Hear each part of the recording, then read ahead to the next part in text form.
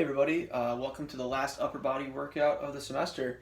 So we're going to get right into it. After the warm-up, which is just going to be the jumping jacks, arm circles, eyes wide and T's, and seal jacks 3 times through, we're going to start with the chest press. So I'm going to use my water bottle weights. So just lay down on your back. You can put your knees up for comfort in your back if you want. I'm just going to show you my knees down so you can see me. Grab your weights and put your arms at about 45 degrees from your torso, so not too far up. Then we're going to press straight up and come down.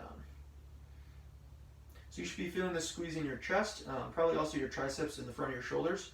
And with this, just make sure you're not pressing too far down towards your belly button or up towards your head. It should be straight up and down for that maximal stability. So then we're going to move on to bent over row. So grab something that you can hold with 2 hands, or alternatively, if you don't have a bag like this, you can use your weights, your water bottle weights. But I'm going to show you with a bag with textbooks in it. So I'll show you from the side. So we're going to get into this nice athletic stance, bending at the hips, so I'm keeping my back straight. I'm not rounding this way, I'm keeping it nice and straight. And I'm going to grab my weight, and we're going to row up towards the waist and back down. Now with this, we're going to do a 3-second hold at the top. So hold 1, 2, 3, and back down.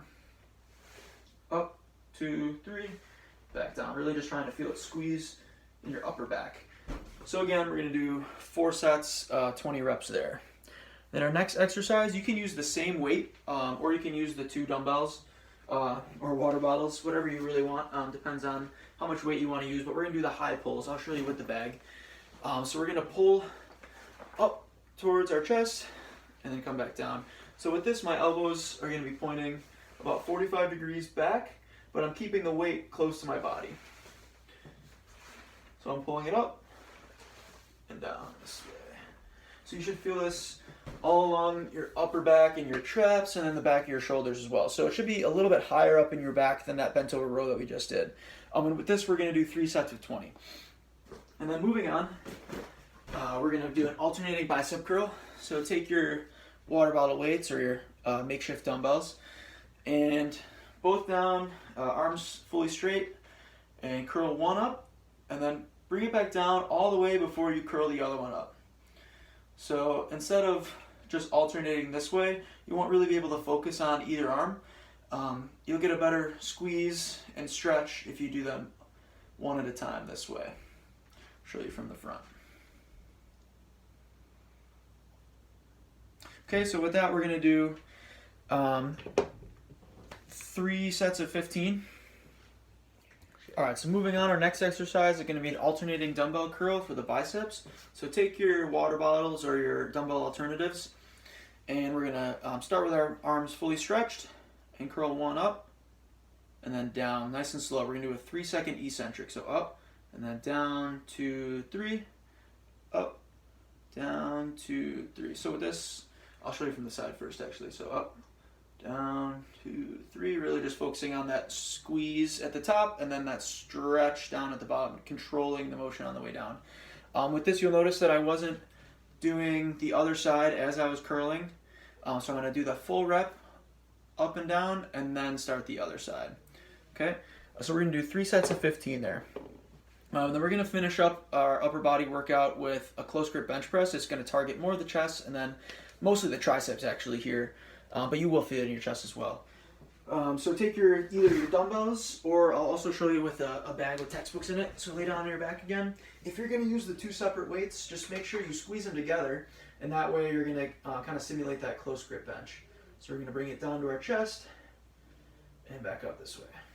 Keeping those elbows tight to your torso. So don't let them flare out to the side this way. Keep them nice and tight and up. With this, I'm actually trying to touch my tricep down to the ground, and that's going to be that full stretch in the tricep.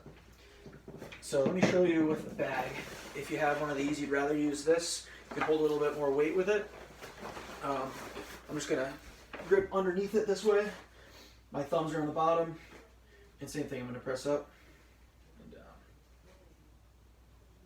All right, so that brings us to our core and cardio circuit finisher. So we're going to do 4 exercises. It's going to be 20 seconds on, 10 seconds off, and we're going to do 2 rounds total. So the first one's going to be a plank up down. So get into a nice high plank. And we're going to start in this high plank position and then go down on one elbow and then the other, and then push up and push up. And the whole time I want you to be pushing up through your arms so your shoulder blades aren't sagging down this way. So keeping the core nice and tight, hips are low, and pushing through the shoulders. So down on each arm, and then back up.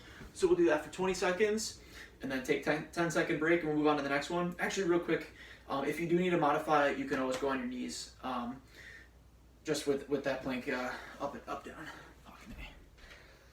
All right, so that brings us to our core and cardio finisher. So we're gonna do 4 exercises, 20 seconds on, and then 10-second rest, and then repeat everything twice. Okay, so we're gonna start in high plank position. If you need to modify in your knees, that's fine.